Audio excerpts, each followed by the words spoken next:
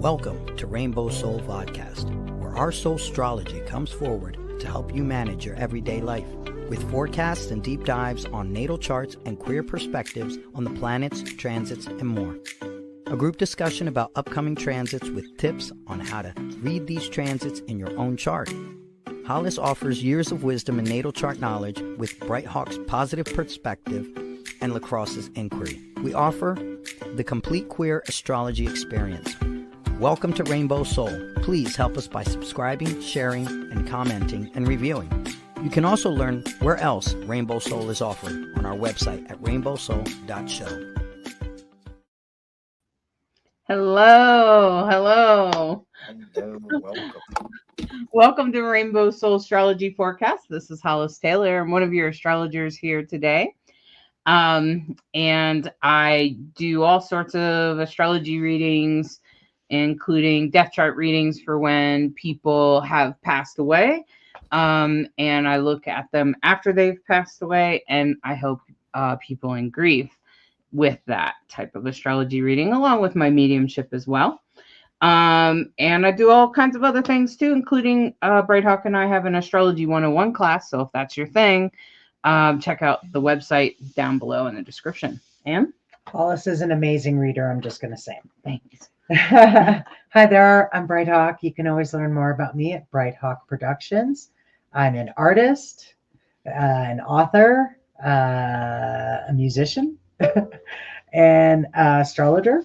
And so it's great to be here. And we've put together the forecast for today, January 27th through February 2nd, which is Sunday night. And hopefully it'll help you a lot. And I'm Lacrosse Ortiz, the creator of Fool's Journey Color Journal. I'm finally back after being with the grandbaby for a couple of weeks. A little tired, but I'm back. Yeah, and you can find me on TikTok, Facebook, Instagram. Yeah. okay. Fabulous. Well, I'm glad you're here, Lacrosse, with us.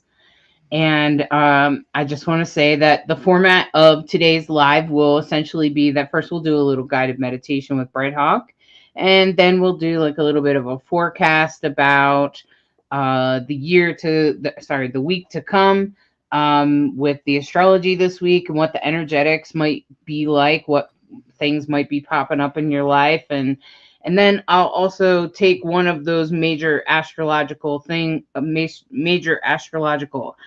events, and I will look through each astrological symbol. So, Aries, Virgo, Scorpio, and I'll list each astrological sign and tell you where in your life this will affect you. So, if you put the two together, you can get a pretty accurate read there. Okay. I don't even know what your chart looks like, and that's without knowing what your chart looks like. And then we'll also do Lacrosse will bring through some information, maybe regarding the indigenous spirit animals, and we'll also do a little tarot pool at the end. And that will pretty much sum up our program. Yeah. That will pretty much do it. All right. So welcome. I would love to say hello to some of our people tuning in. Hi, Nikki. Hi, Nikki. And hi, Eva. Welcome. I'm so glad you're here. It's good to have you with us. I'm so glad you're here. And, the thing is astrology is so powerful. It's so validating, and it has so many things in it that validate us, that can help point us on the right direction in our lives. So why don't we just take this moment to ground so that we're ready to hear about how the stars might affect us this week. And I just want to say to this community that thank you so much for supporting us, subscribing and liking, and being the inspiration that helped us make sure we do recorded versions of our guided meditations. You know that we've been doing this forecast for several years now, and we always start with a guided meditation where we learn about one of the planets, stars, asteroids, constellations, something that's going on that helps us all kind of tune into the vibe with Hollis's help. So I just want to say that Bright Hawk Productions on YouTube has released now 4 guided meditations. We're working on our 5th. And we really hope you go and check that out and enjoy those because, yeah, that's why we create them, right? Yeah, and if you search Bright Hawk Productions on YouTube, you'll find it. I'll put the link down in the comments for you. But also, just that, just know that those meditations we'll be doing, we will start doing some that are aimed at the planets. So just to let you know that as well. And again, I don't mean to be a cliche, but if you hit the little bell thing on the subscribe for YouTube, you'll know when we release, because we're trying to get them out every week consistently, but it's take work. So another good reason to subscribe when it comes out. Exactly.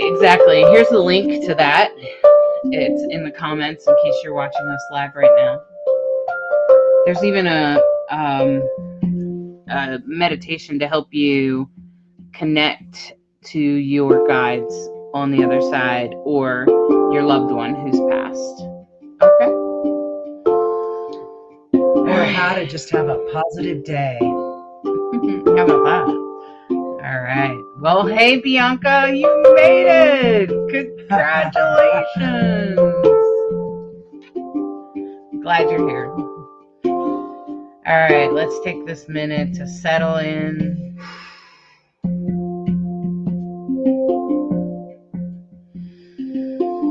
Take a deep breath.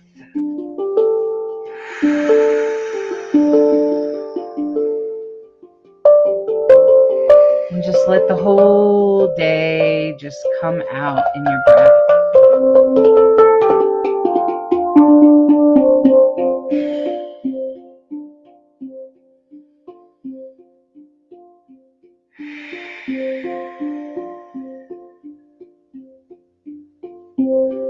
And as you become centered in your body,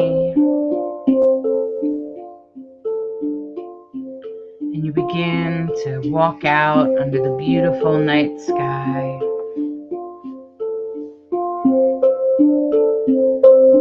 and your path is before you.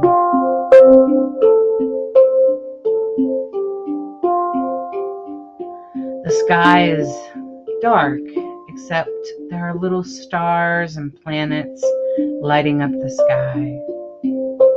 The moon is new, so you can't really see that in the sky.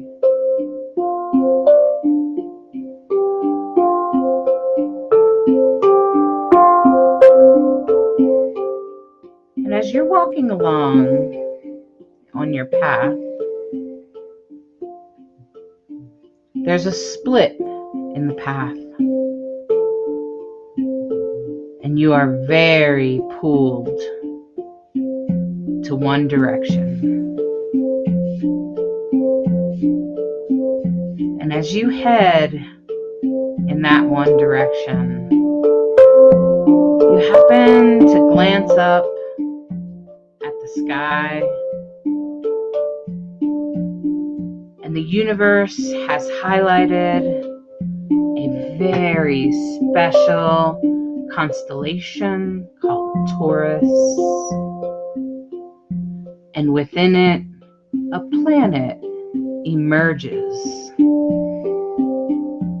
sideways. You must stop on your path in this moment to just look up, because this planet, well, it's spinning sideways.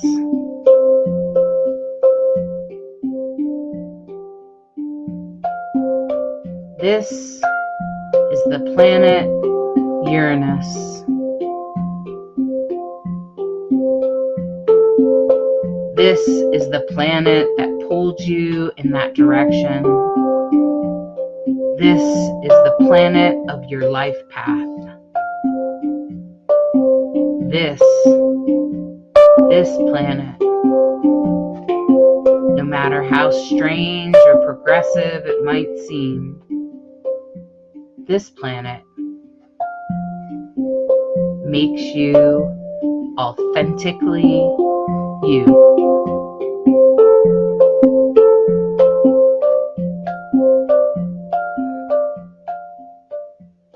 As you take a deep breath, you can trust. You trust in this moment.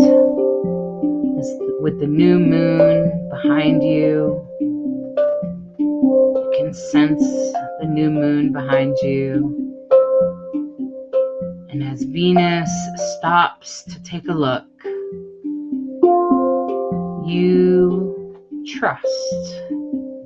You feel an overwhelming trust that the universe is pushing you in the right direction and that Uranus is showing you the way. There is no doubt in your mind that the universe is unfolding exactly as it should.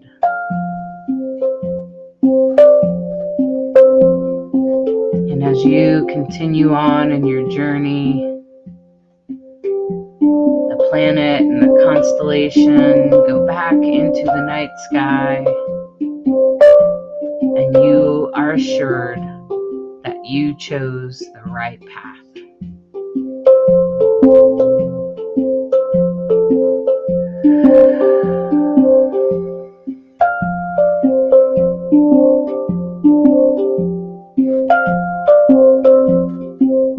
And as you come back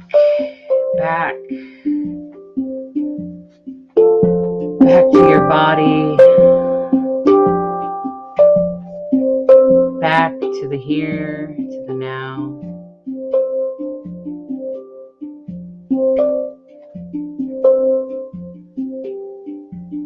Take a deep breath and wiggle your toes,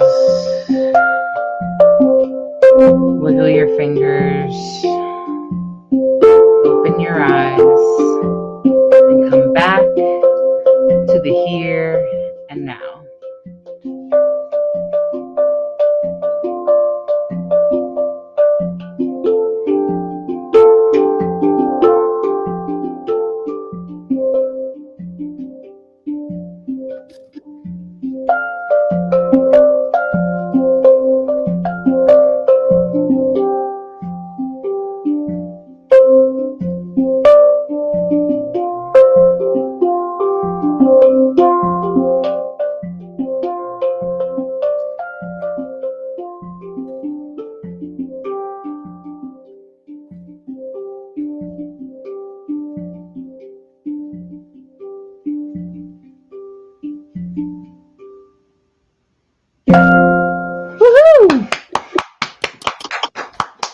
Well done, Bright Hawk. Well done. Well, likewise. Thank you.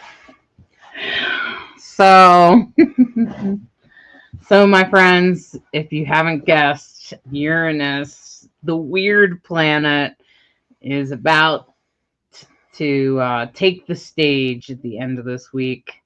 And I'm excited, to be honest with you. I don't, even though it's on my self node, which is all about where you came from and your past lives, I still feel like I'm like, oh, thank God, just get going forward. Because anytime it's direct, anytime it's retrograde, I feel like, and maybe this is just because Uranus is on my ascendant, I'm what I call myself a Uranian, because Uranus is what they call exalted at the best degree on my ascendant, which so Uranus for me is like my home planet. Okay. And I just love Uranus. So I'm excited for it to go. Because anytime it's backwards, things can be kind of for me. Yeah, it's hard to know what's, it's always hard to know what's going to happen with Uranus because it's a surprise minute planet, right? And a couple years ago, when the International Astrology Conference, ISAR, was here in Colorado, we went to a class about Uranus. And the theme was about the planets and, we are rainbow soul astrology, a queer perspective on astrology. Well, Uranus is our ruler in that regard. In fact, gay people, before the word homosexual had been invented, were called Uranians. We're all Uranians here, baby. And, it's kind of a big week for that planet. Yeah. So we'll get into it. You'll see it's a big week. I have charts for every single day of the week. I debated about whether to cut a day or two out, but feels like it's an exciting week. It's actually an exciting week. I wouldn't call it a bad week. There could be some things that aren't so easy if you're resisting your path or something, but if you're awake, it's probably going to be fairly easy or good. You might get some surprises, but surprises aren't always bad, Well, we're going to get into the chart. Yeah, but, exactly. One of the things that's a hallmark of the week, in addition to Uranus, is that the sun is trining Jupiter all week. Mm-hmm. So that's a super favorable aspect. That's a really big blessing for everybody. Mm-hmm. So the only thing that I would say with it that makes it less big or exciting is that, of course, Jupiter is still retrograde. It's retrograde. Yeah. I feel when planets are retrograde. I've gotten to a point now with doing Soultrology Forecast for these years and studying my own chart and listening to forecasts, that when a planet goes retrograde, I often notice it. Even though Jupiter is retrograde in my natal chart, I still feel it when it's like, I notice it in the world when it's retrograde. Let's put it that way. Yeah, it's a good way to put it. So this is for the 27th through February 2nd. So that's, of course, today. So if we want to take a look at today, let's see. What did Bianca said? Bianca said, did you get a chance to view the planets that are aligned right now? I saw 3 of them. So beautiful. Oh, 3. Lucky you. Well, that's beautiful, Bianca. That's great. Well, and I have to say, there's a number of Skywatcher programs that you can download for free on your iPhone or your mobile that are great. And I often have it figured out because I took astronomy in college and astrophysics. Yes, she knows better than I do. She can pick them out in the sky. That was part of your class. You had to be able to identify constellations and speak about it. So, and my father worked in aerospace, so I've been looking through the telescope since I was a wee one, and I'm grateful for that background. And if you're in a part of the sky where you can see 3 of them all together, wow. But I'll tell you, Venus has been so bright. It's like, wow, what's that spotlight over there? Right. It's Venus because right. We live up in the mountains. So we're really lucky to have a lot less light pollution. We're not city folks. So, there's always a good reason to take a ride out into that rural country wherever you live. Because if you get out rurally, get away from the city, you'll be able to see the sky better. So what I was starting to say is that the sun is obviously, it's in Aquarius. Happy birthday to all our Aquarian friends. And all week it's trining Jupiter, which Jupiter is blessings and good luck and makes things bigger. Now it's retrograde. So there's that review energy, that take stock, that don't go crazy with expenditures right now and things like that. But the sun trine Jupiter, maybe it's time also to count your blessings. I mean, Absolutely. Jupiter is about blessings, good luck. It's also about belief systems. So, and then the other thing that I did here on Monday that makes Monday a pretty big day. Mercury moves into Aquarius, as if we didn't have enough things going on in Aquarius. Join in the party. So let's talk about Aquarius for a bit, because we do have a lot going on in Aquarius, and Uranus is the ruling planet of Aquarius. The interesting thing about Aquarius is that typically Aquarians, anyone with strong Aquarius placements, they typically love and appreciate and want the collective to be taken care of. So that's interesting, right? Because, you know, we of course have some people that express equality, of course, right? There's like gay people like us that that of course we want equality for all, right? That's a very Aquarian concept because Aquarius is about the collective, but they also want handicapped people to have their rights. They also want Black people to have their rights. The They want planet to be they protected. they want everyone to be included in whatever plans we might make. And that's really what Aquarius is about. And, you know, just earlier today, I was exercising and I was listening to I'm kind of trying to study mundane astrology, which is like politics and stuff like that.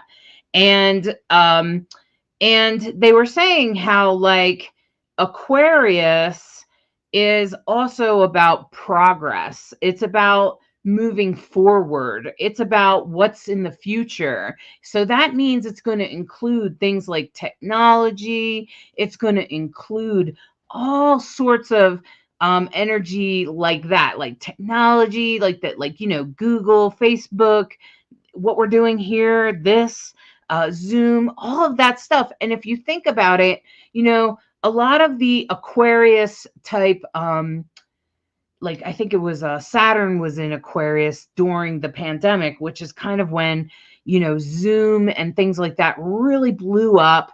And there was a lot to be said about Aquarius. And Aquarius sometimes can feel like a pot stirrer. They can sometimes Aquarius can feel a little strong-handed and kind of bully-like at times. And so it's interesting that the Sun and Pluto were particularly conjunct in Aquarius. Now, what this astrologer was talking about, it's is that at the top of the sky, every time we swear in a president on the 20th of January at noon, it's always at the top of the sky. Okay. It's always at the top, which is the most public space it can be.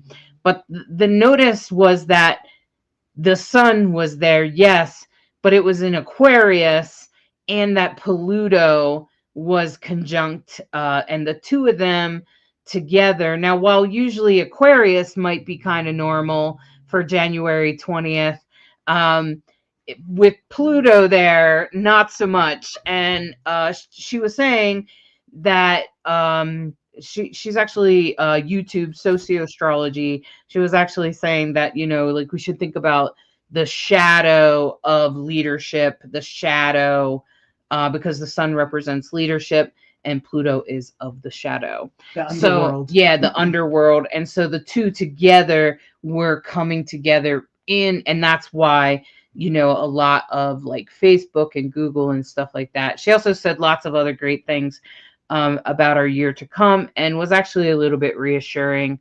If you want that link, you can message me or something. But what I'm saying here is that in Aquarius, the Sun has been in Aquarius. It's already passed over Pluto, and we've already seen the shadow that was going to come up through in our government. We've already seen, most people can see how it might unfold, and now we're talking about it. Right here comes Mercury right behind it to speak. Now in your life, this might mean major changes towards progress. I know me personally, I have received a ICD, which is kind of like a pacemaker, which is very, very Aquarius. Okay, I just got it. I just got it on the 16th. So that just right there, that's and it will deal with my shadow of fear of that I don't want to die right now. Okay, so I don't want to die right now, so I'd like to have this device. I'm not really afraid of it, I just don't want to. I'd like to live my life a little bit longer if possible. So that's what that's about, right? So maybe you've had something like that in your life where technology is playing a part, where something else is coming into play, maybe about the collective. So if it's not about astrology, it could, I mean, if it's not about technology. It could be about something else in your life that's about the collective, about including everyone. And most of us are concerned about the collective, I think, right now. I think that's just kind of a generic concern right now. So, and that's to be understood. But I think the sun in trine to Jupiter, I think that's great. Looks like there's also a grand trine involved with Uranus, which is great with the moon. So that's great. As Uranus turns to go forward, it's probably stationed there at this point today, Monday. So it's going to just kind of hold like this. So Uranus is going backwards, and it just kind of goes, wait a minute. And it's not a particularly tight grand trine, but it is nevertheless within the 6 degrees, I think. So that's part of why we include it. So when, of course, the moon is in Capricorn, it means that it's going to be answering to Saturn in Pisces. And the moon in Capricorn is in its detriment, because the moon is the moon rules Cancer, which is the opposite side of the sky, opposite side of the year. So when the moon is as far away from home as possible, it's in Cancer, and it's cold. It's ruled by Saturn. It's structure, and think about and Saturn is frequently referred to as Dad in the chart. It's about as emotional as the government system. And the moon is often referred to as the mom, lunar, love, emotion, watery, feeling. The Capricorn is earth, and it's solid, and it's get it done. And, they're very different in their representations. So the moon, of course, is also joining that party right there with Mercury, Pluto, and the sun. And of course, when the moon conjuncts the sun is when we have a new moon, which will happen on Wednesday. Is that Wednesday? Okay. Yeah.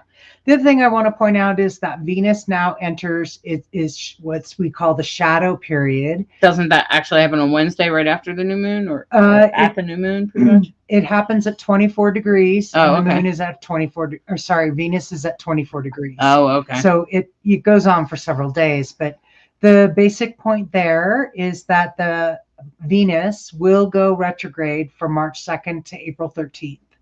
And its retrograde period will be 24 degrees Pisces, and then it'll go into 10 degrees Aries.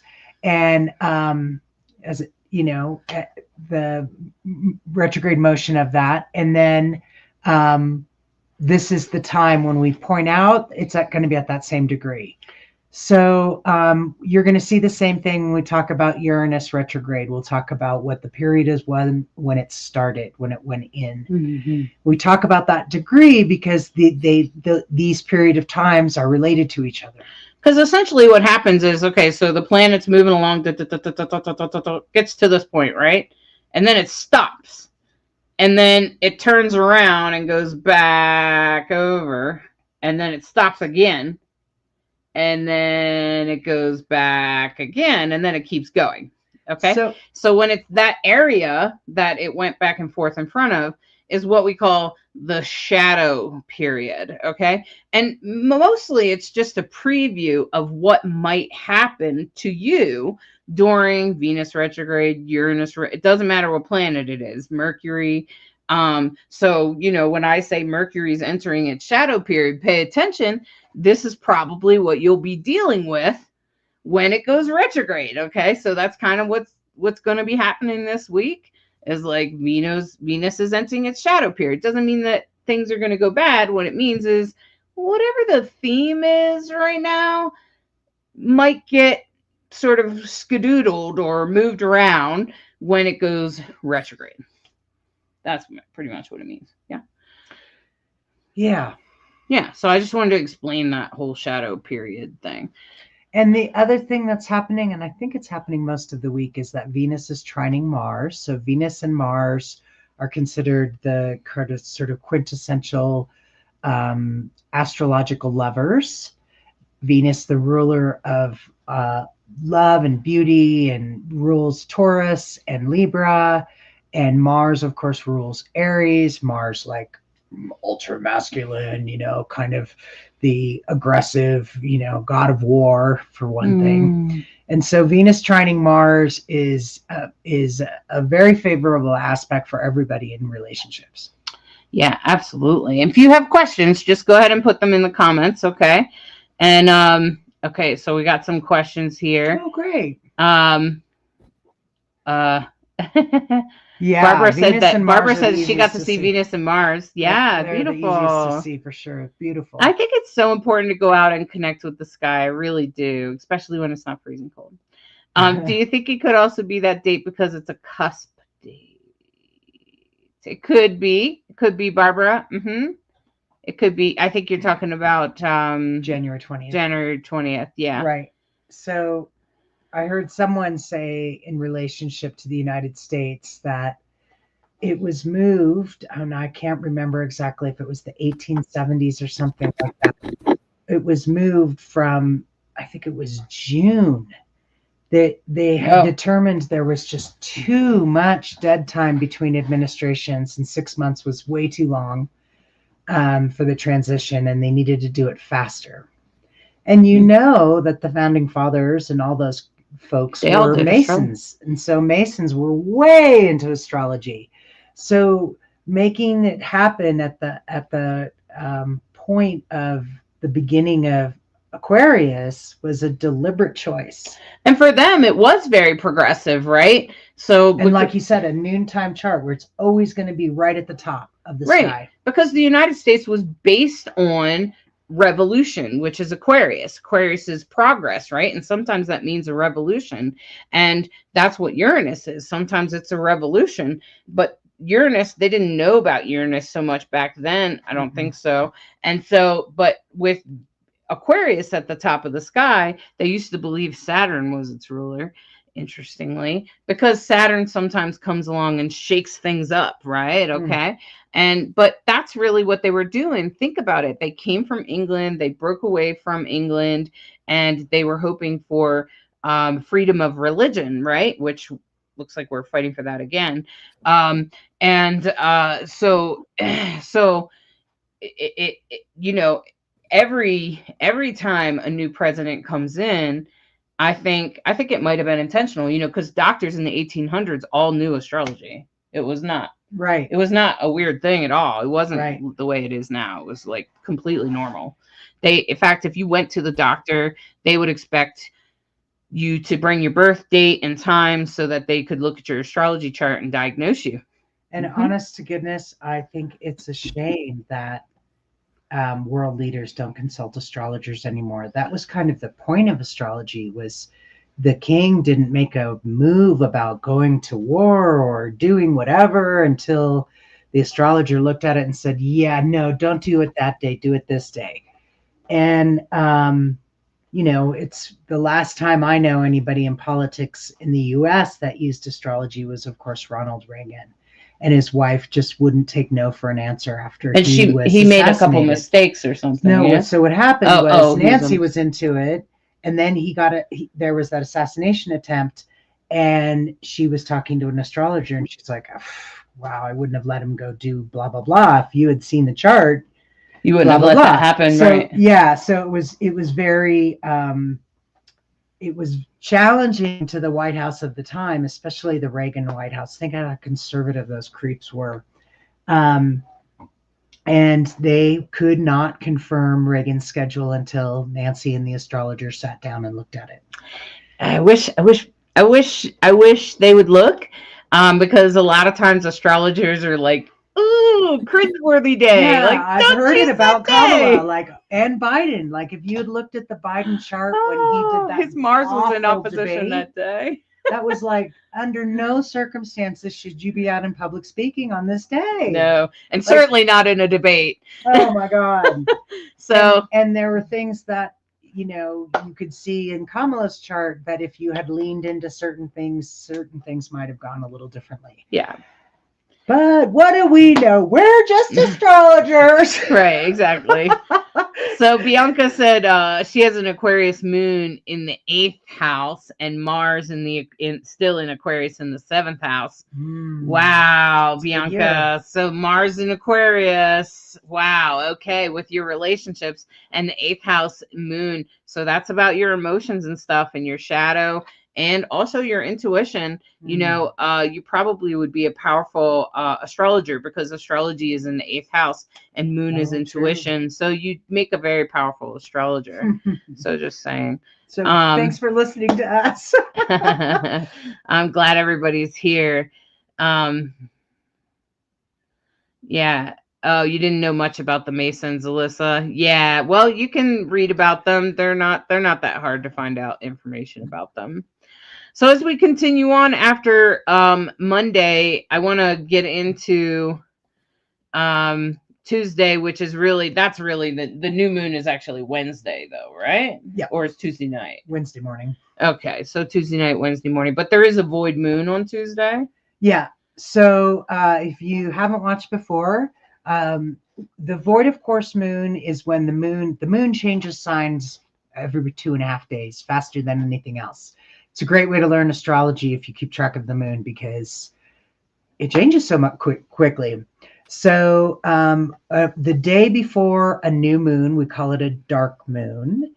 And some people begin their magical intentional work around a new moon, setting intentions for the month, desires, wishes, goals.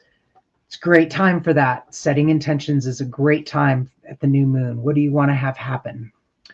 Okay, and so then in Aquarius, you've already gotten a lot of information about Aquarius.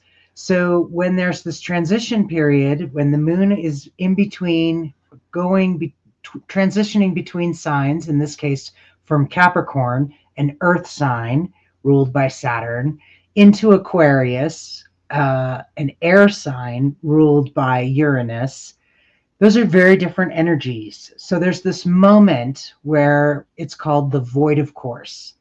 And so the void moon means that the moon does not have energy. Now think about the moon as your powerhouse for emotions, right? Moon tells you how you feel inside and what's going on. And if you have a Cancer moon, if you have moon near your rising sign, if you have a powerful moon placement, you really need to be paying attention to the moon to your advantage, to great advantage, I should say. So the void of course moon is that transition period. And on, I can't see that.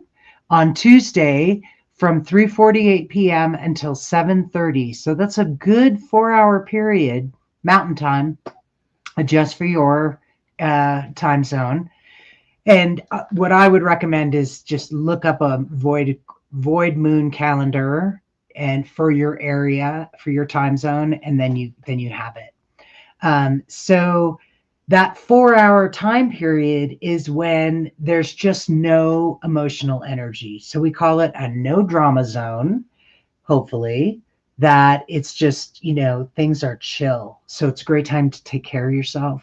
Great time to stop work if you can, go for a walk, do good self-care. Now, the other thing we've told people about is that if you have somebody you have to deal with who's a high emotion person, who's just high drama all the time, and you're like, oh my God, I don't want to talk to them because it's going to take 45 minutes and I just want it to take 5. This is that window where you could make it take 5. Or if you have surgery, do it on a void moon. Yeah, we did travel during a void moon, and that was really beautiful. There was no drama. And, I don't know about you, but we seek to lower the drama in our lives. And the taking advantage of these is why I put this in the deck. Right, exactly. And they're not always hours and hours. Sometimes it could be half a day, but a lot of times I'll see 10 minutes, 15 minutes, whatever. So Tuesday night, take a break, take some self-care, do something good for yourself, chillax, relax, do some guided meditations, do something good for you. All right? Right. All right. So Wednesday is the new moon. And the thing about this new moon and Venus. So let's talk a little bit about, first of all, I want to say that if you tuned in last week, I think it was last week. I mentioned that we were starting a new chapter, right? And this is like chapter 1, right? Because Pluto's in Aquarius, and Pluto, and I was interested that the astrologer, so political astrology is called mundane astrology, okay? And she was saying how we don't usually have Pluto hanging out there at the top of the sky like that. And Pluto will be there for the next, I think she said 3 inaugurations. And so, Oh, wow. so think about how that's going to change the political landscape of the United States. So if you feel like you're part of history right now, you are. Okay. Like, this is like kind of a big deal. The last time Pluto was here was when the United States was born. But the interesting thing about that is that the people that did astrology in the 1700s, they didn't know about Pluto. So Pluto wasn't discovered until way after that. And then we added it. So back then they didn't know anything was in Aquarius at the time, I think, except for the sun. And the United States has a birth chart, so you can look at the United States birth chart. So that's another interesting conversation. But I'm just saying that we're starting a new chapter. So not just on the mundane level, which is politically, but also emotionally and personally for us. I know I feel like I'm starting a new chapter. Today is the first time I exercised without checking my heart rate. I usually obsessed over it because I always wanted to make sure it wasn't getting too high, because that's dangerous. But I didn't worry about it because that's the job of the device in my arm. And I just didn't think about it. I didn't feel terribly sick or anything. So that's what the doctor said to pay attention to. I wasn't obsessing over my watch, looking at it, which usually I have been in the past, and today's the first day I've done that. So I do feel like I'm starting a new chapter. A new chapter is happening. It's slow, but it's happening. And I think that that's really important. So pay attention in your life. What is unfolding? What is new for you? What's unfolding in a new and different way that maybe you're still very fresh to? Most of us are really fresh to. And pay attention to relationships and finances. Relationships and finances. How are they coming up right now? How's that coming up for you right now? And how are you feeling about that? Like, are you having some money challenges? Are you trying to learn how to balance better? Are you needing to invest? Any of those kinds of things will probably be reviewed during Venus retrograde. So I would just take those steps cautiously. And whatever you're doing with your money or relationships, I would take those cautiously, because when Venus goes retrograde, that will be reviewed.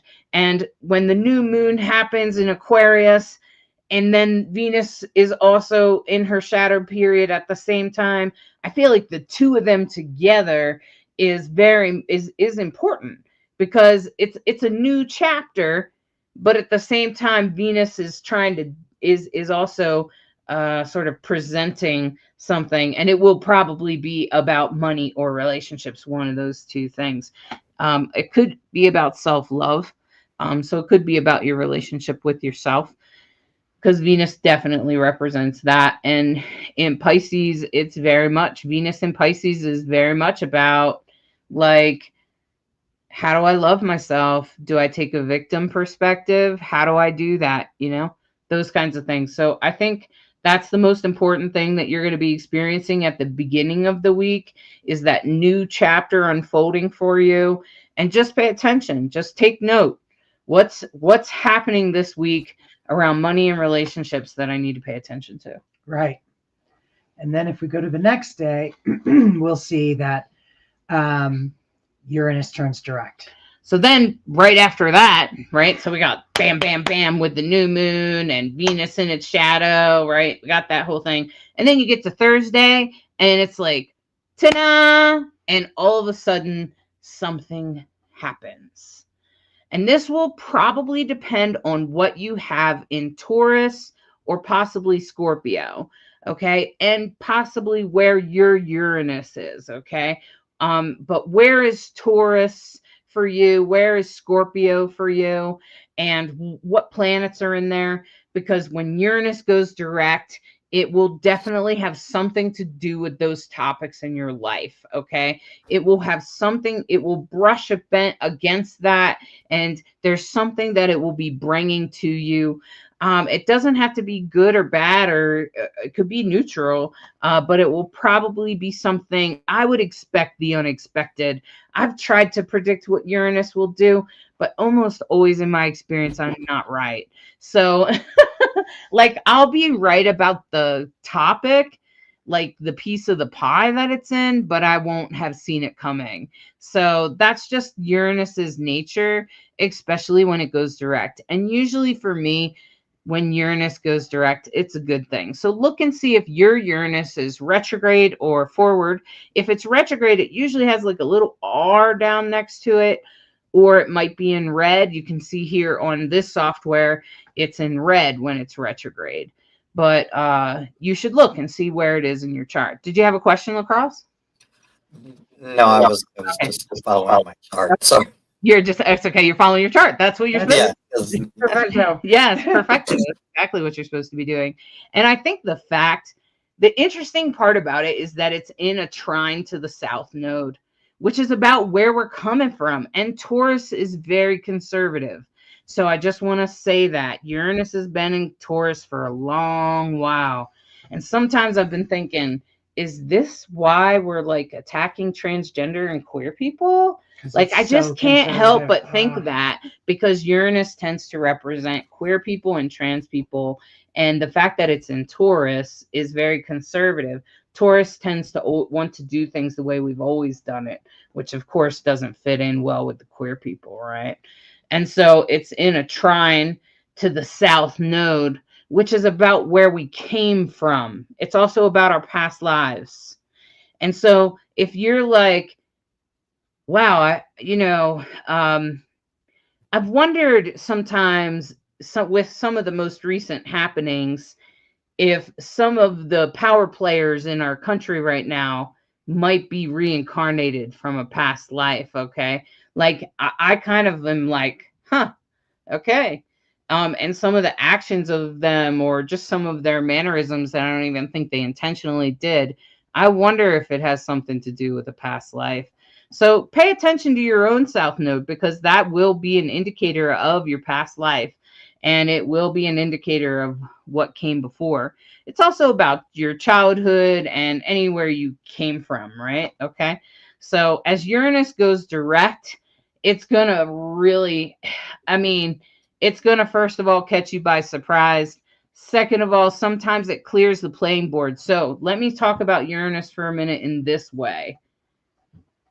If you are on track, you're a meditator, you're paying attention, you're present in your life, you've been trying really hard to get on track, to get yourself on track, you probably will get some sort of blessing.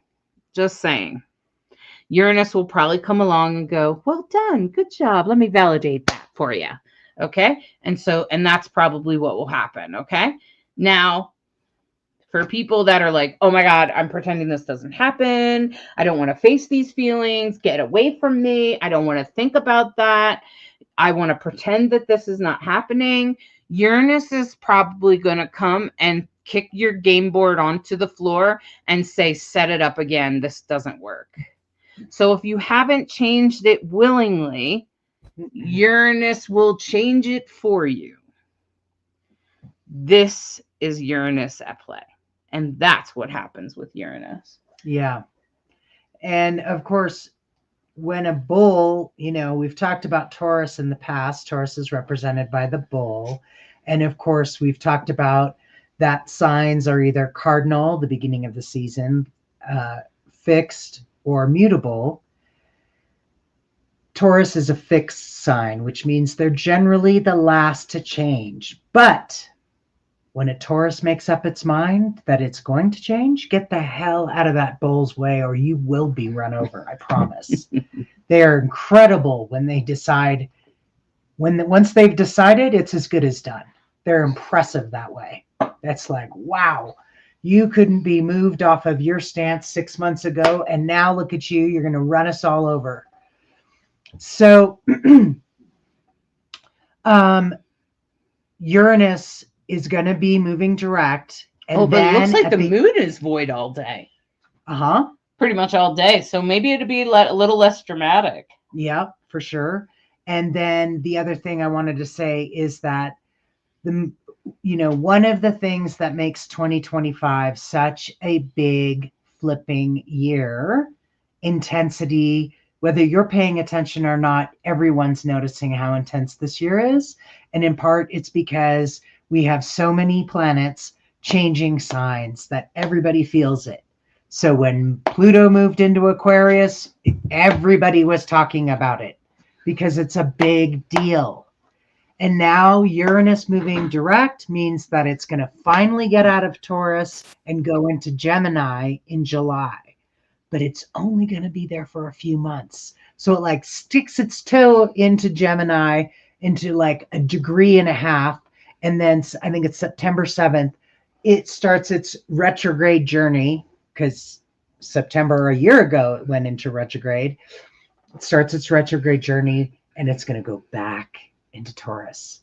The reason I'm pointing this out is whatever's going on now will reflect it then, and whatever was going on back in September is reflected now. So there's these cycles of like, oh yeah, so-and-so such and such happened. I started a new job. I started a relationship. I blah, blah, blah, blah. What this is part of how you can sort of connect the dots of how powerful this is or not in your chart, in your life. Right. I mean, I'm a Uranian, so I'm going to feel it really strongly. But somebody else, and I think it's Bianca has a whole bunch of has a couple Mars and the moon, I think it was, in Aquarius. You're probably gonna feel it just because Uranus is the ruler of Aquarius. Okay. Now, if you have something in Taurus, you're gonna feel it. Okay. Now, thank you, Tamara. She said, well, Hollis, that's huge. Not just the fact that you didn't have to check your heart rate, but that you were able to recognize it as a big deal. Thanks. It's definitely a new chapter for me. I'm excited about it. And Alyssa said, I definitely feeling the struggle with identity and self-love, and even a relationship is really starting to rear some ugly qualities. Yeah. So Alyssa, I would pay attention to that because Venus is going to go retrograde. So whatever you're dealing with now, you're probably going to review it during that retrograde period. Okay. Right. And Barbara said, Uranus is about to shake my life up. I have not faced things in quite a while. I already feel it. Okay. Yeah. Now I will say that some people manage to avoid things, but they usually have to drink it away or do drugs or something. They just avoid their life. So then, and eventually Uranus is going to kick the board over on you anyway. But people will avoid what's happening. Some people. I don't think you would go that far, Barbara. And I think the best thing to do is just recognize where it might change your life, where it's going to affect you, and then maybe see if you can kind of get the party started for Uranus and start taking steps forward so that you're not caught completely off guard. And you won't be caught completely off guard because I'm telling you it's about to happen.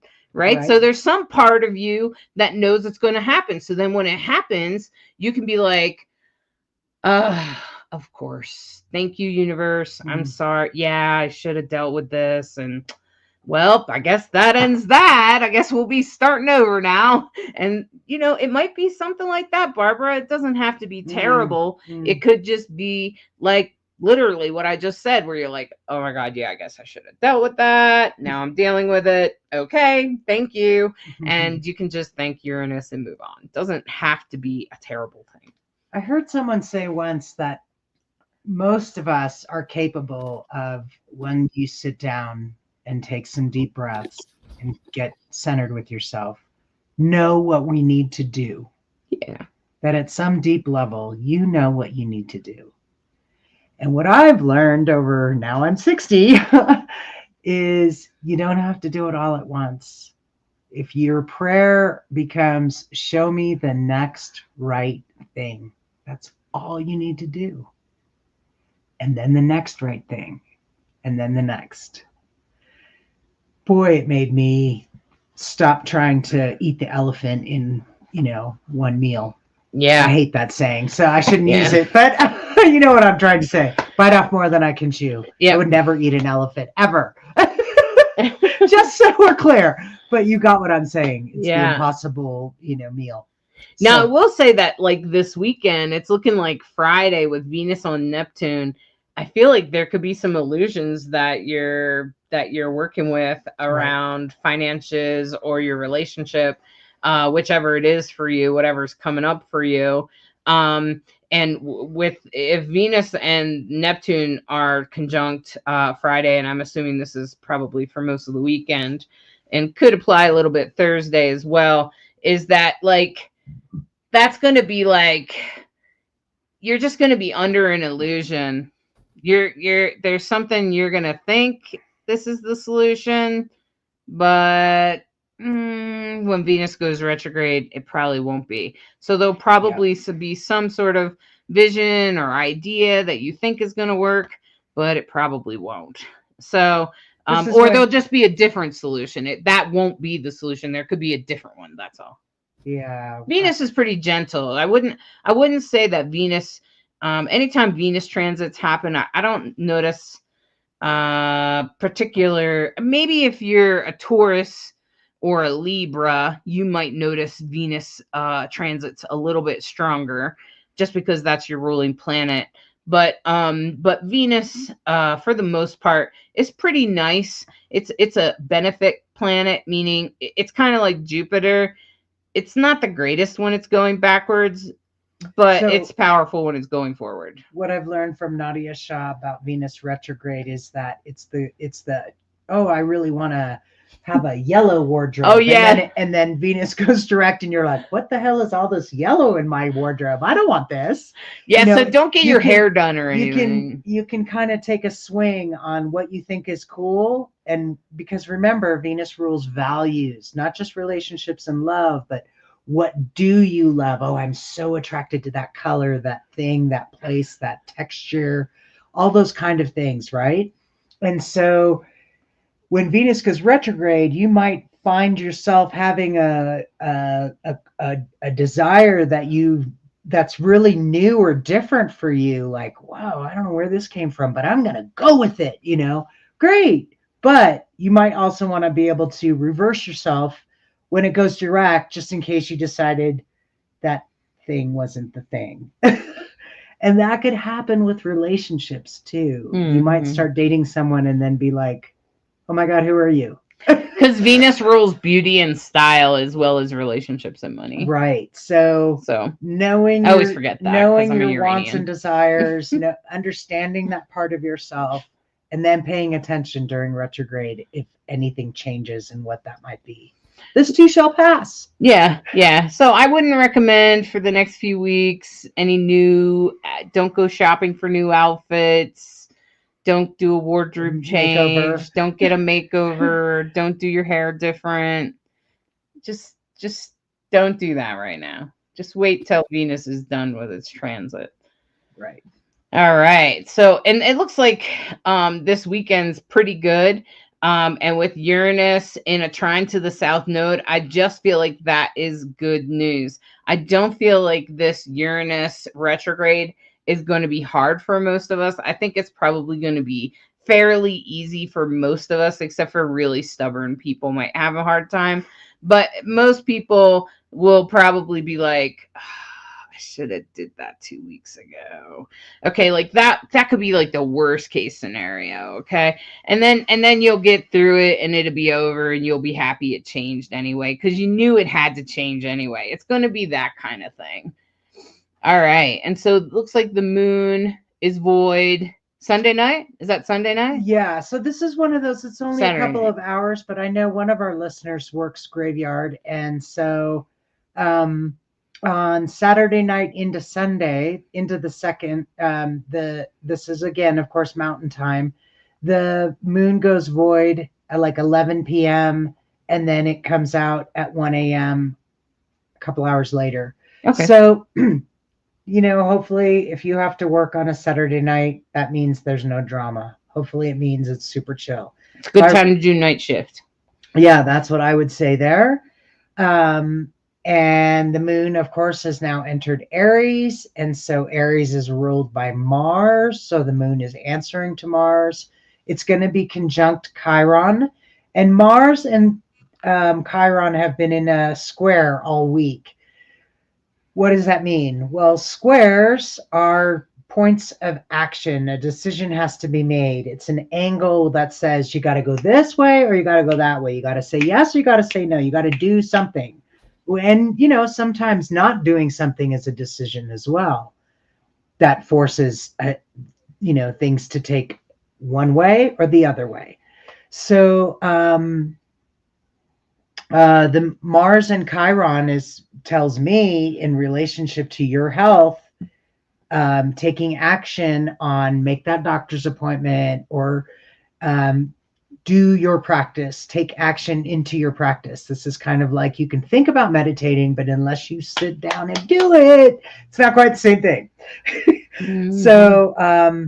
So yeah, that's the moon will be conjunct Chiron. And again, you might be feeling differently about your body, which is great. You might be recognizing like Hollis, wow, I've come a long way. I'm really proud of myself. I'm really glad I took action so that I can live longer. Mm-hmm. Mm-hmm. All right. So I figured this week, Did we look at the last day, Sunday? I think we did. Yeah. You were just talking about the void crossing over. And then you were just talking about Mars and Chiron square. Right. And I think that's also like whatever you've been dealing with since like, when did Mars go retro? Like in January? No, it was in like December, November. Whatever you've been dealing with for the last month or so, that may be in relation to your home or in relation to something, that like about action, or maybe you've been feeling down or something like that. That's probably where the choice is going to be related to. And I feel like I even know some people that have been sort of traumatized during this Mars retrograde. And I'm thinking, oh my gosh, maybe they'll find healing on this day. So I think if that person's listening, she probably knows, Shauna, this day, Sunday, February 2nd, you'll probably find a solution to your recent issues. Okay. All right. So, so do you have any questions, Lacrosse? No, it was pretty an easy follow. It's a pretty easy follow. Cool. Okay. And so you want to do the little mini readings, or do we have some questions? Yeah, we'll do that, but we have some questions or some comments. Great. Okay. So Barbara said, funny you said that because I cut back drinking a lot and now I feel it more. Yeah. So the good news about that, Barbara, congratulations. Good job. Well done. Is that the thing about like when we drink or we take medications or whatever it is to deal with our emotional upset, most of the time it's just a pause button. So then once you take that pause button off, everything just continues as it was. So at some point you have to deal with it. You can put the pause button on for a little while, but I'm not sure it gets any easier. That's what I've learned.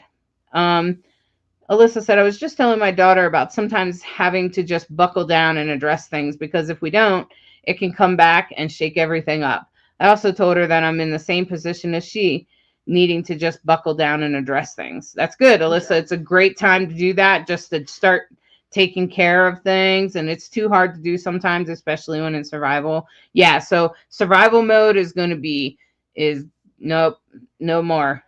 Uranus is saying, get out of that. We have progress to do. It's the first planet to go direct, along with like 3 then Jupiter, and then then Mars. Neptune, and then Saturn, and everything. Yeah. Everybody's gonna move into Aries. We got big action happening this year. We don't have time for that. So Barbara's like, I'm at a place where I need to make a big scary decision that I have been putting off, and so I guess Uranus will be making it happen, and it's scary. Please tell me how to get my natal chart interpretation and how much it is, because I don't think I can do it. Okay, you know what, Barbara? If you're really in that spot, just make an appointment with me. Just go to the link below. Just go to divineandrogen.com and just make an appointment. Just get a regular astrology reading with transits. That's what we're talking about today. This is transits. And I'll take a look and help you feel very confident about the choices you need to make. That's easy. That is super astrology. That's right up. That's exactly why you come to an astrologer. And Hollis is very affordable and even does 30-minute sessions if you don't want to pay for a whole hour. Yeah. So absolutely good thing to do, especially when you're feeling scared out of your mind. Yeah. You can find where to lean into, how to make it better and what not to do, what to do. I want to help you. Priceless. The thing is that I want to help you. I've always wanted to help people. Yeah. And I've been dreaming of myself being an astrologer for 30 years, frankly. And I've just always wanted to be a professional astrologer, and now I am, and it's like a dream come true. So that's all I can say about that. So Alyssa said Venus going retrograde, kind of like hyper focusing on something for a while, and then coming out of it and being dumbfounded as to why you were so focused on that thing. Ding! Well said. Very good. You got an A on that. Yeah. Well said. Exactly. I love the comments, Barbara. Keep them coming. Yeah. It's okay. I'm glad that it's resonating with you this week. So good. So listen Thank up. you. So hopefully, Barbara, you know your sun, your rising, and your moon. At least you know your sun sign. You know what time of year you were born.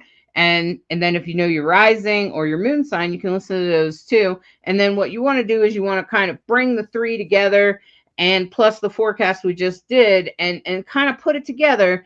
And that will give you a good idea of what this Uranus direct will bring for you, because that's pretty much what I'm going to do here in just a minute. I just need to finish setting up the chart. And here we go. I'm going to share it. Sometimes sharing screen is kind of a weird thing on this program. Okay. Here we go. Did it do it? It did it. Okay, fantastic. So as promised, I'm going to do a little forecast for everybody. Basically based on your birth, your sun sign, your rising sign, and your moon, your big 3. Okay. And so the first is, of course, Aries. I always start with Aries because that's the beginning of the year. It's spring. Aries, I want to say this is going to be about money, man. It's going to be about money. Uranus is going to go direct, and it's going to show you the way to deal with that money thing. Whatever's been going on around your finances, whether it's the way it's coming in or whatever is happening or where to go with this thing, it's going to be about money. Okay, so because the second house is a huge, it has everything to do with money. It can sometimes have to do with values, but considering how big of a planet Uranus is, and it's in Taurus, which is ruled by Venus. And so I want to tell you to be a little bit careful about any illusions you might have regarding money. Go slow, but just be aware that you could have a sudden surprise, Aries. You could have a surprise about the money, okay, or how to invest the money, or which way to go with the money, or something like that. That's for Aries sun, rising, and moon. It could just be it could just be something you didn't really expect. It doesn't have to be bad. It could just be something you didn't expect. Just keep your but go careful, mostly because the sun, or mostly because Venus and Neptune are conjunct this week as well. So there could be some illusions about that. That's why I say make those choices cautiously, okay? Go slow. But Uranus is going to try to put you on the right track. It almost makes me feel like Uranus will try to put you on the right track, but you'll go this way and then you'll be like, shit, I should have just went this way. Okay, so like it's hard sometimes to do that, but sometimes we have something to learn by going off track a little bit. Okay, so that's for Aries, Sun, Moon, and Rising. It's definitely going to affect money in your life, possibly your values as well. Okay, especially your life path in concern to money. In concern to money. Now, Taurus.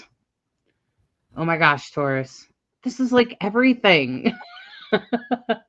Taurus, this is everything that has to do with your life, particularly money, your work in the world, your identity, who you are, which direction you're going, and what your life means. Taurus, Uranus is going direct in your sign. I assure you, you will feel this. You will feel something just unexpected in your life lights up. It will have a lot to do with your your identity, who you identify as, and how you're going forward. This has everything to do with that, okay? And so that's Uranus, okay? That's Uranus in your first house. That's definitely how that's going to play out. It's just going to be to a point where it could have to do with like your entire life. Okay. So but including mostly your identity. And there could just be a big awakening, a big, and it doesn't have to be super dramatic, like it doesn't have to be super dramatic. Uranus is just going to be like, hey, you know what? This is the way you're going, this way. And you might already be prepared for that. And that's the good thing about being, if you're awake, if you've been meditating, if you're paying attention, Uranus could absolutely just reward the movement you've already made in regards to your life path and who you are and your identity. So that's Taurus, Sun, Moon, and Rising. Whoa, what happened there? Okay. Go the other way. Yeah. Yeah, I am. Oh, man. Okay. All right. So then I was hitting the wrong button. And so that happens occasionally because, human and all that. So Uranus for Gemini. This is for Gemini, Sun, Moon, and Rising. Gemini, if you're feeling like, well, nothing happened. It happened. You just didn't notice it. Okay. And this could also have something to do with institutions, schools, nursing homes, and anything like that. You're suddenly going to have an awakening, an awareness, or a life path, a thing that's going to kind of push you on the right path. And maybe you've been a little off path, especially with Jupiter retrograde in your sign recently. As Uranus goes direct, it's really going to make you look at those kinds of institutions, or it could have something to do with a psychic,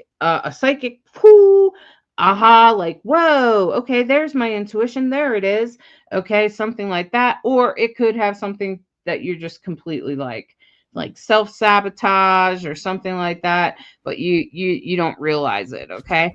And other people will probably notice it. So if your spouse says something, they're probably right. Okay? So it will have a lot to do with that type of thing. And that's for Gemini, Sun, Moon, and Rising. And now for Cancer. Cancer, oh my goodness, Cancer. This is going to be about the people that have power over you, your friends, people that influence you. This could be around the people around you. This is absolutely has to do with the people that are around you. And it could be a big surprise, just a big, wow, what? And you might be influenced in a way by some people around you that you're kind of like, what? Like, I didn't even realize that. It will just be kind of unexpected and out of nowhere. And that's okay, Cancer, and the other thing is that it could be about the collective for you, especially because the moon is in Aquarius at this time, and that's your ruling planet. And so, Cancer, if you're struggling with anything, and this if you're struggling with something that has to do with the people around you, this could absolutely be your boss, this could be people you work with, this could be your people that influence you, anyone that you spend your life with or live with, those kinds of people, you're going to have a big unexpected turn of events, okay? And I don't think it's necessarily bad, but it will be a surprise, okay? It probably will catch you off guard, as as I mentioned about Uranus. It has, a tendency to do that. It could have something to do with money or relationships, okay? Now, now we're going, that was for Cancer, Sun, Moon, and Rising. And now we're going to Leo, Sun, Moon, and Rising. And Leo, this is going to have everything to do with your work in the world. This is going to have everything to do with the things that you bring to the world, whether you go to school, whether you have a business, whatever it is that you present to the world, probably your job. That's what Uranus is about to just kind of change up for you. So if you've been hoping for a change, wishing for a change, or seeing a change coming, here it comes. It'll be there by the end of the week, okay? And so this change is very important. It's absolutely important for you, and I think it's going to have a lot to do with your work in the world, probably money, just because Venus is involved as well. And with Venus's actions and your work in the world, those two tend to be related. So that would be my guess, is that something that will be for Leo, okay? Now, that's for Leo, Sun, Moon, and Rising. And now for Virgos. This is going to have tons to do with your spirituality or with your higher learning if you're in college or anything like that. Could also have to do with any legal matters. If you're dealing with legal matters, you might see have a sudden surprise conclusion or progress forward. Something changes in that regards. Or you could have an awakening in your spiritual process, or you could suddenly experience something new in your spirituality, or something with learning. You could have it's like you crack the code or something, and that's what's going to happen for you this week, especially late in the week. It's really going to crack the code this week and even going forward, and it will progress your journey going forward, Virgo. So that's for Virgo, Sun, Moon, and Rising. And now for Libra. This is going to have a lot to do with, maybe it has to do with like some other people's money or a taboo subject. Could be about sex, could be about some other taboo subject that you don't talk about too much. And what were you saying? Taxes. Oh, tax. Yeah. Or it could have something to do with taxes, considering we're approaching tax time. Ugh. Okay. So anyway, not my favorite subject for sure. And so what I would say is that, like, this is going to have some sort of surprise to you. You're going to be like, what? Okay. And it doesn't have to be bad. It just probably might have something to do with money or something like that, especially since you're Libra and you're ruled by Venus, and then Uranus going backwards in the house of other people's money or taxes. And so there goes that money thing. It could have something to do with sex or relationships. So just be aware that there's going to be like an awakening, an awareness of what's coming up for you. Okay. Now, then, oops.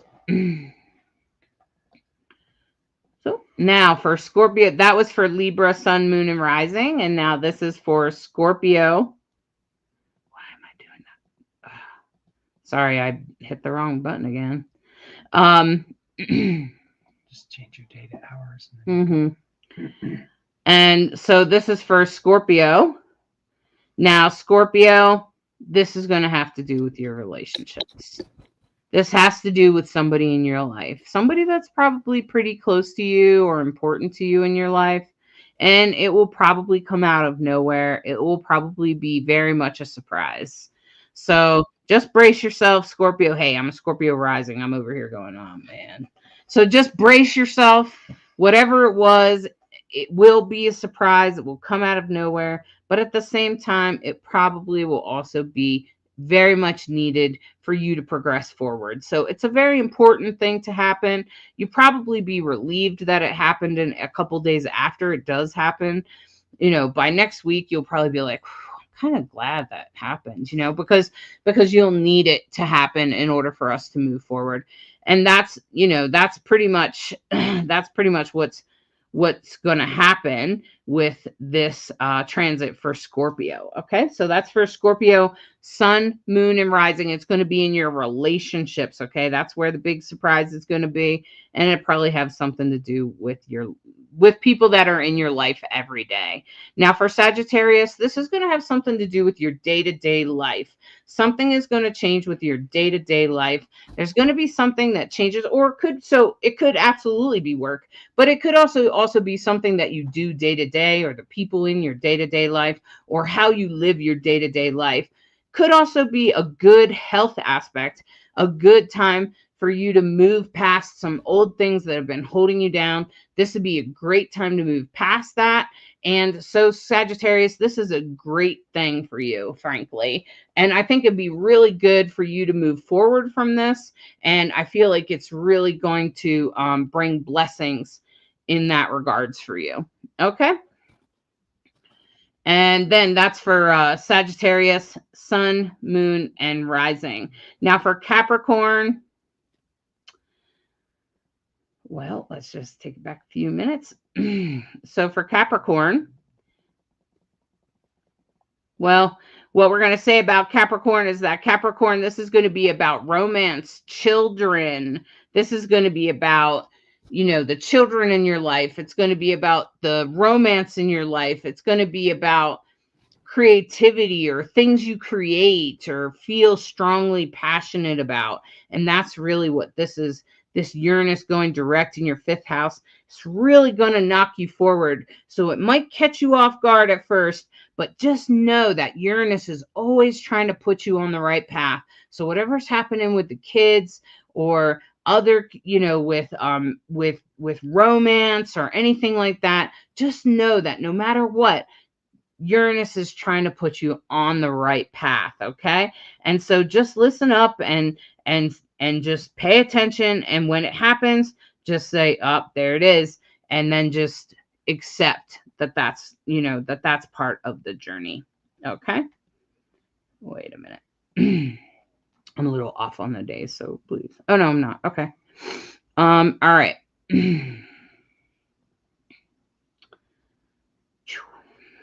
Now, as we get to Aquarius, good grief, Aquarius, you've got a lot going on. Oh my goodness. You got the sun and Pluto and Mercury in your sign. You are already having it. And you're like, nothing else, Hollis. Nothing else. Nothing else can happen, Hollis. Shh. I know you want to shush me right now because you're like, there is plenty already happening and I just can't take anymore. Well, let me say this is probably going to have something to do with your home, your origin, your family of origin. It could absolutely have something to do with your family of origin. Could also have something to do with like, the home that you live in or your house or the building that you live in. It's probably going to be a surprise. It might catch you off guard. But so if there's something where you're like, I think that had to get fixed. Yeah, it's probably going to be that. Okay. So, it won't I'm just going to say, or it probably won't be that. It'll probably be something else. But it'd probably have something to do with your house. Just expect the unexpected and just hold on tight and just know that the divine is just trying to get you on your path. It's just trying to push you towards your path, but it's going to have something to do with your home, your family of origin. Yes, your parents. It could have something to do with your siblings or your neighbors or something like that. It'll have something to do with where you live, and you already got so much going on, and you probably have even some things going on with money. So I feel like there's probably a lot going on for you. So just know that there could be some unexpected things happening this week. It's not necessarily a bad thing, though. I really feel like the universe is going to help you let some things go. Maybe it's just going to take some things away that you didn't expect to go away, and you're going to be like, oh, okay, bye. Okay, it could just absolutely be a blessing in that kind of way. Absolutely. Okay, and that's just the way Uranus is. And so that was for Aquarius, Sun, Moon, and Rising. And now for Pisces. Pisces. This is going to be about money and values and the community where you live. It's going to definitely be probably mostly about community or your neighbors and things like that. So that's very much going to be like, you know, your neighbors, something happens with them, or they decide to put up a fence or something weird like that. And then, you know, it could also have something else to do with your siblings, maybe. And it could have something also to do with communication. All of a sudden, something could be communicated, and you're kind of like, okay, I didn't know that was going to happen. Now I know. Thanks for telling me. Okay, so, you know, very much Pisces, Sun, Moon, and Rising, it could very much have something to do with something being communicated, particularly about your neighbors, the people you live with on a day-to-day basis, and things like that. Okay, so that finishes the zodiac. Phew, good job. Yeah. Wow. Thanks. I was wondering if a person has, let's say, a stellium, like their sun and their moon in the same sign, would that mean that it's going to be possibly stronger? When Uranus goes direct. So Yeah, let's say like if they have two signs in the same thing and it goes direct, will it be like, I don't know, times 2 or something, like, like it'd just be a mixture of those two planets. So stellium is 3 objects or more in one sign, and it does compound, concentrate a lot of energy in your chart. So in this chart for everyone, there's a stellium in Aquarius and there's a stellium in Pisces. Right. So everyone, depending on where your Pisces and your Aquarius is feeling what's going on because it's so concentrated. Yeah, so like what you do is you mix the energy of those two planets. So let's just say the sun is like you going forward, right? And that's all about your life path. And then you combine it with the moon, and that's your emotions. And so if your sun and moon is already conjunct, you probably already have some strong feelings about your life path and about who you are and your identity and your, it's kind of, the sun tends to be like divine masculinity, which I know we've talked about, lacrosse. And so then when you bring the moon in, that's like divine femininity, really, because it's like motherhood and mothering and mother. And it's also about cycles. And so if Uranus, and let's say they're in Taurus, and then Uranus goes direct in Taurus, it's probably going to be about your identity. And then if you mix that, and I think that's what Taurus's theme was, about their identity, right? So it's probably going to be about your emotions in regards to your identity. And so then we can get more and more specific the more we can look at your chart. And that's pretty much how it works. You know, we can do these little horoscopes, but you get most specific when you're looking at what planets are in there. So, you know, yeah, so it's kind of a lot. I think it's going through each zodiac like that. There are, it's 12 zodiacs. But at the same time, I know when I listen to forecasts, I like listening to that. You do too. Yeah, it gives you the flavor for your chart, Otherwise it just feels like there's just this thing that's happening. But what does it mean to me? This is what it means to you, Everybody's going to look at it from where their piece of pie is. So Barbara has a great question. What does it mean if the North Node and Chiron was in retrograde on your birth chart? So that means that they were going backwards when you were born, which actually for the North Node, that's pretty normal. Both of them, it's actually very normal. They spend most of their time retrograde. That's right. So the North Node is almost always retrograde. Occasionally, the nodes are always opposite each other. Occasionally, they go direct, but it's very rare. And now Chiron, it goes forward a little bit more often, but not that much, and it's usually retrograde. So it has a very elliptical orbit, so it spends a lot of time in a concentration of about 4 different signs. I think that the reason that the South Node and the North Node, like what the meaning of that has to do with, is that most of the time when they're in retrograde, we're unfolding our future. We're unfolding our life like unwrapping a present. Okay. And it's like the longest it takes, however many years you're alive for you to open your present. Okay. And that's your life. And I think that's why the North Node is, and so when the North Node goes direct, I find that you get to a new layer of like wrapping paper, and you're like, oh, okay. And then it goes direct, and then it goes retrograde again, and here you are still unwrapping the gift. Now with Chiron, I feel like most of the time it's retrograde because it's about, Chiron is about your wounds in life. It's about a wound that is hard to heal or impossible to heal, but that somehow you do something about it, and then somehow you heal others. So for me, I was a severely neglected child, and my Chiron was in my day-to-day life. It was in the 6th house. And now I've sort of healed a lot of that trauma, and now I help other people heal their trauma. So there's an example of Chiron sort of coming full circle. So you can see you're born with that, whatever that wound is. And sometimes Chiron will mark numerous wounds. And then at some point in your life, usually in your 40s, around your Chiron return, you start to heal that. And you really start to work through that. And after the age of 40, and this is why we feel like older people, well, some older people are very wise, okay? And that's why they're experiencing that, okay? That's because they've been now through their Chiron returns, right?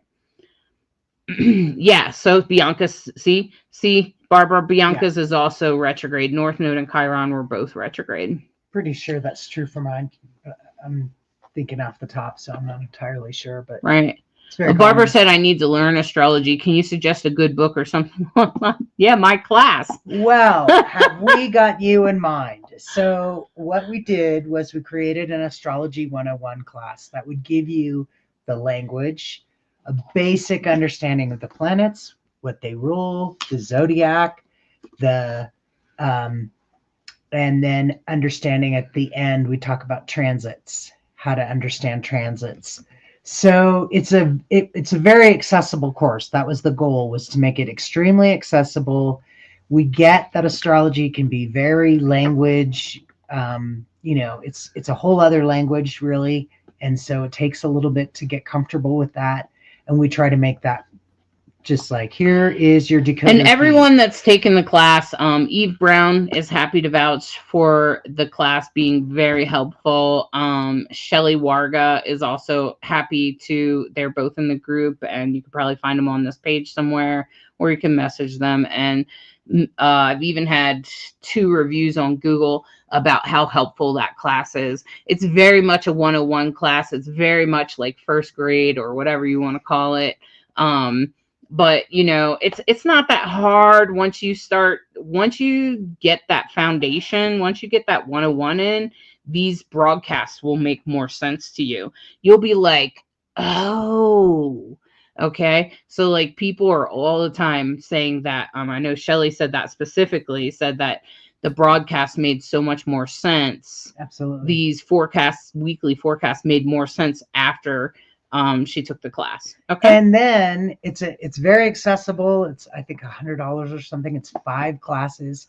But to top off the value here, you get 2 sessions with Hollis, which is like getting 2 astrology readings where you can ask all the questions you want. We can look at your chart, your transits, and help you understand. And so it's an incredible value, quite frankly. Yeah. And we did it so that people would have more fun listening to this and understand their own chart better.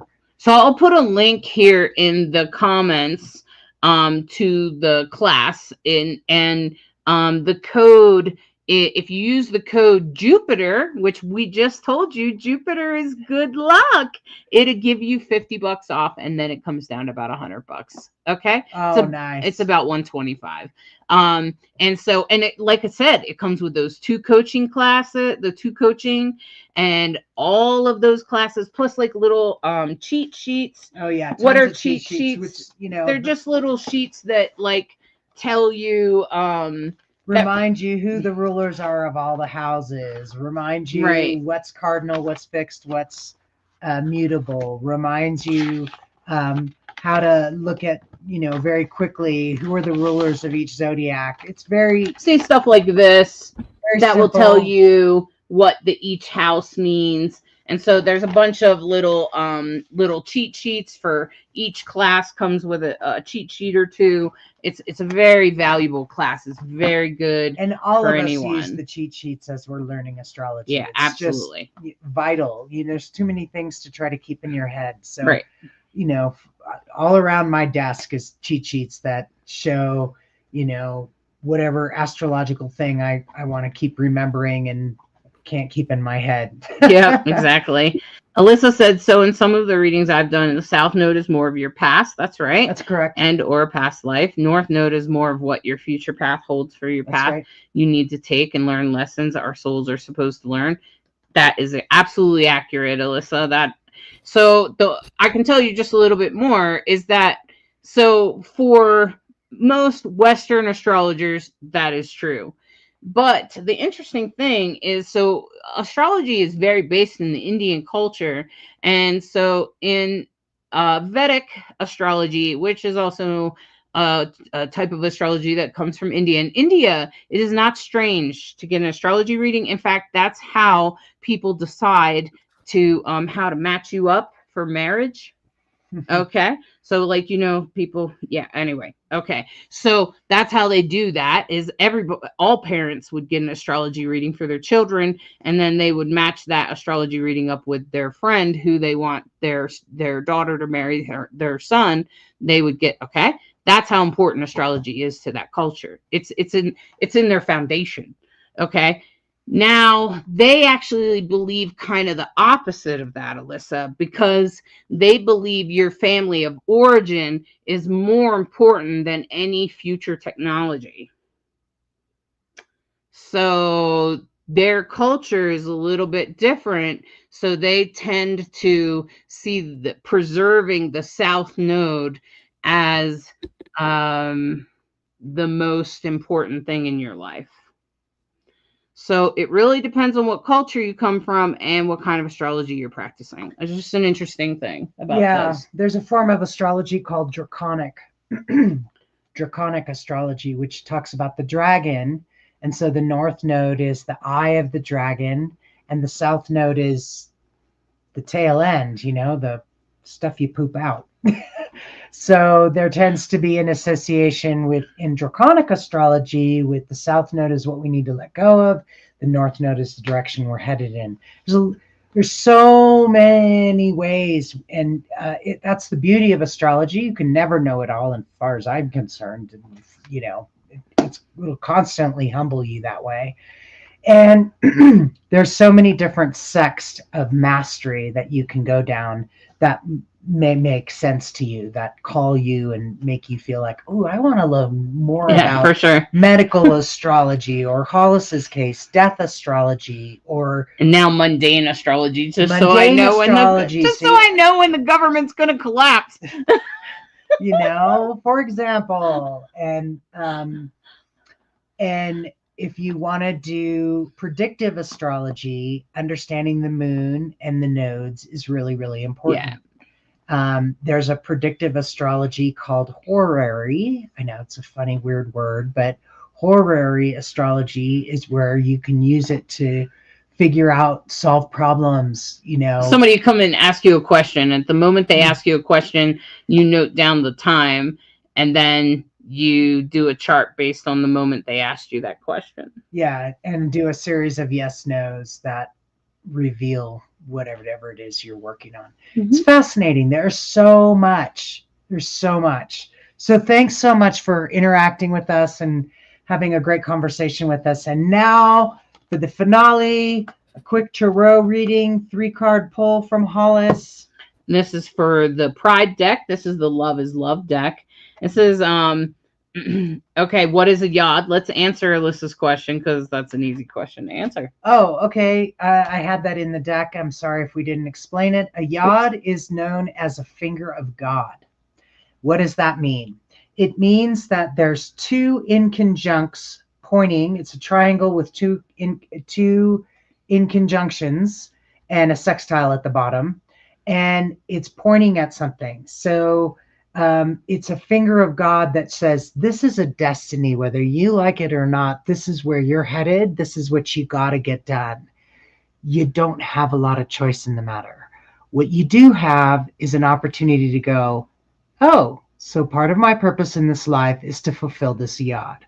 Now, why do I know anything about this? Oh, because I have 2. Not everybody has them. Lots of people have them. Not everybody.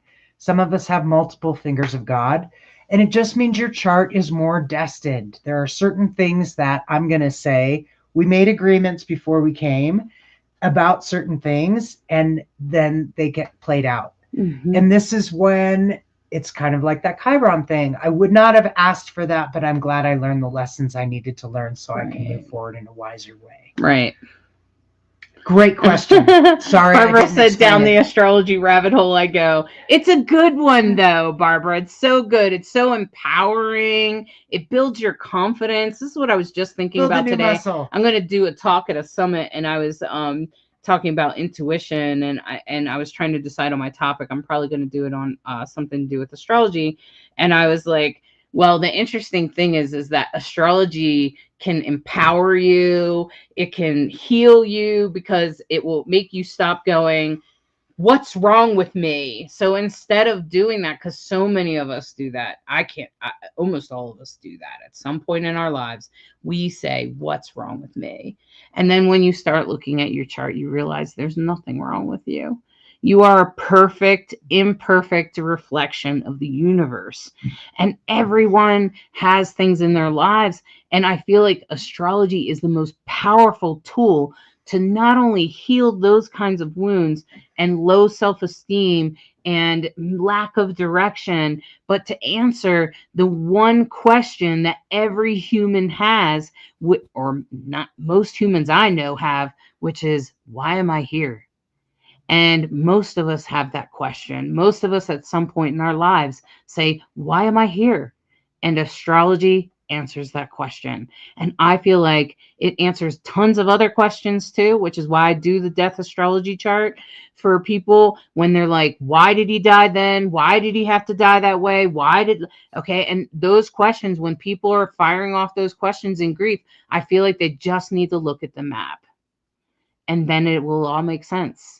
I just did a reading earlier this week, and that's exactly what happened over the weekend, actually. And that's exactly what she said. She's like, I haven't been this peaceful for 2 years. I've been suffering with my father's death, and 2 years now, I finally can calm down, and I finally feel like I got the answer. So there you go. That's what astrology is going to do for you. Wow. Alyssa, you got 2 yods. Woohoo! Man, I don't know what's happening for you, but we can take a look at them. You can find out based on the planets that are involved in the zodiac that they're in. That will tell you how it is. It's not always easy. Yods aren't usually easy. Yeah, I feel like I had a close-up experience the last 5 years of realizing, oh my God. Yeah. All this was written in my chart. While Pluto was down in the center of so the yod's pointing like this to my moon, and Pluto's down here in the middle, pulling on her moon. And I just feel like that wasn't that. I think that's probably going to be the hardest expression of your yod. I think. Yeah. Hopefully, hopefully that I dealt with everything I had to deal with in a good way. And I definitely felt like I did. Like I rose to the occasion did. when no one else would. But you knew it was your yod. Once we figured it out, it was that helped you. Oh, I have to do this. Then it helped you make all the right decisions too. Yeah, because Mm-hmm. the making the decision, pulling the trigger, going for it, and realizing once you do this, there's no going back. Right. You know, that moment of decision making, that was agonizing. Yeah, you know? It was hard for and her. Then it took her like a whole year. Then finally it became so siren clear that I was like, and then she knew exactly what she had to do. And then once we knew it was the yod, I understood the astrology and what was driving it, then I had confidence that no matter what, I was fulfilling my destiny. And then your bull took off. You know? All right. Here we go for the 3-card pool. This is the past, and this is the Fool's Journey. Oh, wow. This is about being on your journey and just getting started. This is very much about going at it alone. What are you headed towards? What are you facing? What part of you had to face something? And, you know, this is about recognizing that many potentials are available, that the potential is so abstract, it's sometimes even hard to like embrace or grasp, right? Like see how the person is looking at sort of an abstract painting of the sky with colors, you know, blue and pink and yellow and white. And so like that's on purpose and they're in black and white. It's because the future is abstract in the Fool's card. This is the Fool's journey, a very important part of everyone's journey, and everyone is the fool at some point. Everyone steps off onto a new path. And now in the present, the Spirit wants you to think about the path that you stepped on that was fresh and new. And now Spirit is like, hey, you're recognizing that spilled milk. And maybe you're zoning out. Maybe you're checking out. It's not time to check out. Spirit wants you to check in. And this card is a reminder that maybe you've been checking out for a while and you've just kind of let it unfold the way it was going to be. And you were just like, whatever. And you didn't bother to engage in it too much, even though the stuff that didn't go so well, you didn't address it and you just let it fall to the side. And then going forward, as you clean up that milk, guess what? You'll be able to turn it into ice cream. Good stuff. And that's what's coming in the future is good reward. So grab a hold of that piece of ice cream, grab a hold of that treat. This is a 6 of Cups. This is a really great card. This is a real great gift from the universe. So be aware that when Uranus goes direct, it's probably a gift for you. It's probably a good thing. And when it happens, you're going to be so relieved that it's over and that you have the answer and you know which direction you're headed. That's really what this is about. So, yes, you did start on a journey. Maybe you felt like a fool. It was a new journey, something you had like an abstract idea of the future, maybe not real solid, and you weren't really sure what was going to happen, but you went at it anyway. And you went forward, and there were some parts that kind of didn't go as quite as planned. And things got spilled, and well, you kind of checked out, and you just kind of let the wrong shit go wrong, and then you were like, I don't know. But then all of a sudden, you clean up the milk, you wake up, and wham, check it out. The gift is there. The hard work that you put in is there, and it is rewarded. So grab a hold of your ice cream cone and celebrate. I just can't wait till warmer weather. And that's what this makes me think of. It's like a warm summer day. And I can't wait to go for a hike. All right. Wow. That's a great reading. Very good reading. So, Lacrosse, tell us about what animals are part of the season right now. Otter. We're in the season of the otter, which it's funny because you're saying how Uranus is coming out of retrograde and all this Aquarian energy, and otters really represent a lot of interconnectedness, community. But what I think is so cool is it also represents resilience.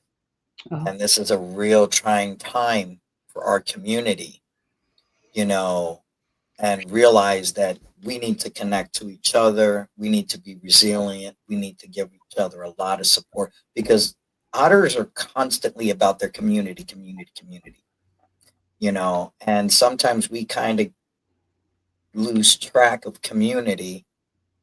And right now, that's what we need the most, because of everything that is happening, here today. So, but the good thing is I think there's a lot of resilience, and we are people of resilience. We have been through it all, and we They don't continue know to who's go through it messing with. all, and we're still going to come out shining in the end. So We'll do it with high heels and totally fabulous outfits. Okay. exactly. We are going to come through this. Thank you. Yeah.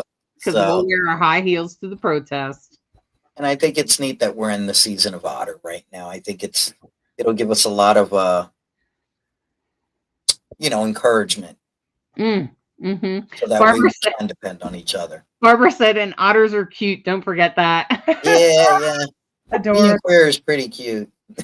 Yeah, they are pretty cute. Like, even in person, I've seen a few in person. And I think we were in California. Right? Yeah, we were in Santa Cruz, and we got out of the car, and there was a little canal right next to the road, and right there. And I was like, dude. I would have been like, oh my God, I want to hold you. Yeah, of course. It was hard not to want to squeeze them. Yeah. Mama and a pup, and they were just frolicking together, and just the cutest thing. Yeah. So, well, and there's lots of cute drag queens and kings out there. Yeah. Lots of cute people, LGBTQ people, and I was just reminded today. I went to an event this summer called Queer Spirit, which is run by the Radical Fairies. The Radical Fairies is an organization that actually started as a political organization, and now they're kind of more. They tend to be queer spiritual, but they also tend to be political when they gotta. And they're, I posted an article on my page. It's definitely worth a read. Shakti, the person that wrote it, is definitely has lots of great things to say. And I just feel like the LGBTQ community is so much bigger than it was 20 years ago, even lacrosse, like if we just think about ourselves 20 years ago, and now it's become so much bigger. And yeah, of course it includes the UK, but it also includes, Nepal. It includes the whole freaking world. And you can't just erase us. Yeah. We're not, we are valid, even if, and you know what I was thinking? This is a funny one. So he said that there's only two genders and that we don't exist, right? Okay. Mm-hmm. Well, they also say that aliens don't exist. Yeah. So, And they're both very arrogant statements. Because you think that there's nothing else out there. But right. That's it. Right. Yeah. Okay. Right. Yeah. And it's kind of like, well, somebody had something to do with the pyramids. So, and there's lots of other evidence of that. But I just was laughing about that because you have to find laughter in these things, and we exist clearly. Yeah. I think my favorite comment is everybody has to now identify as what they were when they were conceived.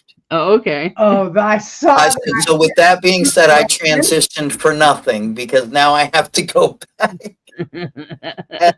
So bottom line, they said women were going to take over the world. So I guess this is how it's going to happen. So, because we were all conceived when we first conceived, there was no male hormones when we were conceived. Yeah, exactly. Everyone is female. So everyone starts out female, in case you didn't know that. Yeah. I agree, Alyssa. Super close-minded. Those people who made those idiotic statements. I agree. And it's not that they're close-minded. I think it's just that they for Donald Trump, I don't think it's personal at all. I think the only reason he chooses it is because he wants the backing of the Christian right. So he just pretends to be that way so that they back him. I think that's the only reason he's doing that. I don't think he really gives a crap, actually. I don't think he ever gave a crap ever until the Christians were like, hey, you're Jesus. Oh, and by the way, we don't like transgender people. They confuse us. And he's like, oh, okay, got it. I'm Jesus. And okay. And that's kind of where we're at. And I feel like that's pretty much how we ended up here. And but I think Pluto and Aquarius is a lot of what we're seeing, though. I think that's, you know, the shadow. And what a ride we all signed up for. Yeah, it's a ride. We signed up to be here. So Alyssa, I think you might have a transgender child or something, if I remember correctly, or something like that. I can't remember exactly, but something like that. And I'm just going to say that I think that's why the gender revolution is happening now, because I think it's aligned with the age of Aquarius. And I think we're supposed to realize that separating, and by the time Pluto's done in Aquarius, I'm sure that we'll realize very different. That gender is certainly not binary, and that we can all be included in this and still have a very diverse culture. You know, before Christianity, the indigenous people, and that's exactly what the article is that I posted today by Shakti from the Radical Fairies, is that's exactly what they were saying, is that most indigenous cultures believe in more than 2 genders. I mean, and including in India, like Nepal, 6 cultures. Yeah, they have 6 genders, and they have 3. They have 3 genders. Politically recognized. 3 genders politically recognized in India, and 6 defined. They have a bigger problem with you being gay in India than they do actually with you being trans. Did you know that? Really? Yeah, they do. They do. They struggle way more because almost all of their gods change gender. Oh, that's true. It's like 3/4 of their gods change gender. So to them, they're just like, what's the problem? Well, and I always said, don't you think your God is bigger than gender? Like beyond gender? Come on. Hello. And just a little bit. Right? Yeah, Alyssa, I'm sure you're doing everything you can to protect your son. And we send big prayers out to the youth, our transgender youth. I know it's really hard for them right now. And it sucks that they have to fight this fight. Just like it sucked when I had to fight the fight for gay marriage. I felt like that was the ultimate fight. We feel like this is the ultimate fight, but I don't think this is the end. I think making everyone equal is going to be a fight that we have to fight together. And so, Alyssa, you can just know that your son is in our prayers, and we will always send loving, caring energy to him to the best of our ability. Okay. Well, thanks to all. This has been almost a 2-hour broadcast. It feels like it went by in about 20 minutes. So thanks so much for hanging out with us. Yeah. Hopefully all this information is super helpful in helping you have a great week. Absolutely. And again, make sure like, share, subscribe, hit the ding button, all of that. And thank you for watching Rainbow Soultrology, where we try to be a bridge between you and the stars.